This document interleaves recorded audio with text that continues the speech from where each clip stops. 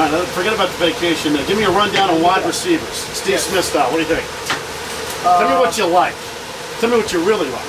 I mean, I like the competition that's going on with the young guys. With me sitting down, it gives those guys the opportunity to reach for something. Those guys are fighting and clawing. They run a great route for catching the ball.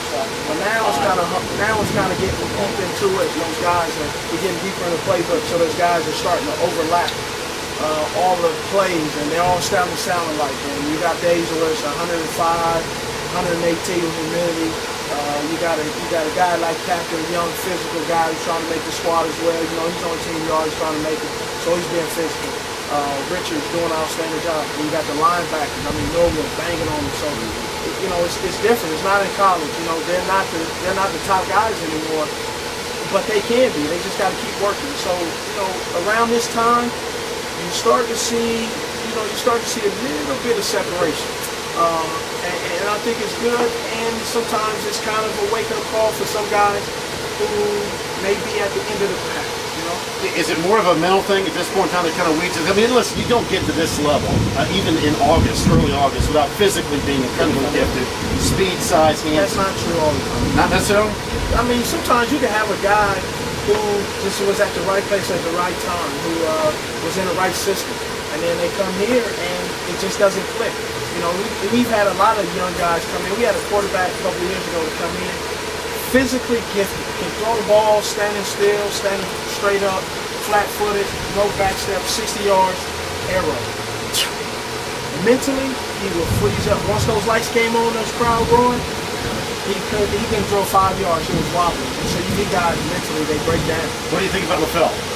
I like him. I like his attitude. He has you know, he's not just here to be here. He wants it.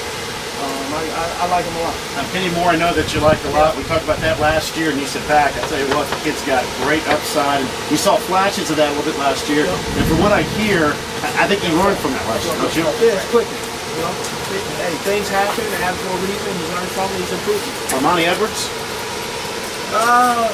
You know, everybody wants to write great things about him. He's transitioning. I mean, he's a natural athlete, but he's never played wideout. He's never did kickoff return. He's never did punt return. So everything's going to be new to him. So what do you tell a guy like that? As a leader of this team, what do you tell a guy like that? I told him the same thing I did. I got a film of one of the best guys that I thought transitioned from quarterback to wide receiver in the league. I respect a great deal. Got the film guys to give him. Basically, it's probably about 2 or 3 days worth of film on DVD of Randall Edwards. That's a guy, in my opinion, that he's transitioned great. And got the film to him, and it looked like he watched it. How often do you look at film of other guys?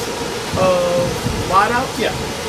Right now, I'm watching it every day, and so I'll look at it, and I may say something. Most of the time, I just kind of look and watch it. How often do you look back at what you used to do, or is that outside out of mind? I used to do it all the time. I'm not looking back in the rearview mirror anymore. I just gotta enjoy. You know, it's kind of the concept of why I was playing flag football. I'm just gonna enjoy playing. I really haven't enjoyed playing as much as I should over 10. You know, going in 9 years, I really haven't. Like when I went to Australia, I was out there and I was like, I woke up and I was just like, you know what, I was. Like when I broke my arm, my agent texted me, "You're 18 yards short," and I was upset. But then I thought about it, I was like, you know, you can't live in the past. And there was times where, well, if I'd have caught this ball, I'd have had this. But I'm just like, no, screw it. I'm not gonna look behind me anymore. I'm just have fun. And how much does going to Europe put that in perspective? Which part? The fact that, hey, you know what, we live every day. I was in Europe, and one of my wife's friends got upset with her. It was like, oh, you must have a life. And we were in Europe, and it was about a week and a half into it, had a private drive, and I said, you actually do have a life. I mean, how bad is life, right? And I told my wife, I said, I kind of see why she was upset. I would be if I was her too. So that's how I'm kind of just going forward, just laughing and joking. Jordan would say, I've been different. Just kind of like, you know what? Quit living in the past. Just move forward. If I get there, I get there. If I don't, I don't. Move on. Man, you're maturing, man. You're starting to get it. No, Big picture. I know. I can tell. You're totally different. I'm going back to high school. No, I know. I'm starting pulling fire drill, you know.